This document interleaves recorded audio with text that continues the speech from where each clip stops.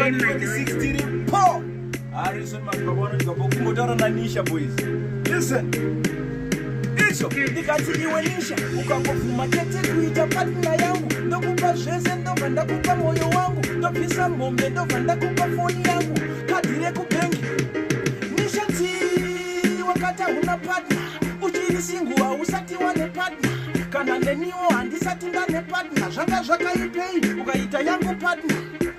Nisha wakati huna partner uchiri singuwa usati wane partner kana ndeniwo handisati ndane partner zvanga zvakaipei ukaita yangu partner ndiri musomba Nisha ti handipeme inini ukandida ndokupromisa ucheme ndasiyana negeva raita musoro uteme inini ukandida upenyu haureme Nisha ukandida ndinokubata bo ndokuisa panodziya ndobva ndavhara madhoo ndotuma godfather kuzobvisa lobola tona vachiuya nezana remadhora ndinokupinda nerudo ndasiyana negeva raikushungurudza geva raikureva uye tigarisa nekunge Adam naEva Nisha ukandida ndokuitira feva Nisha ti wakati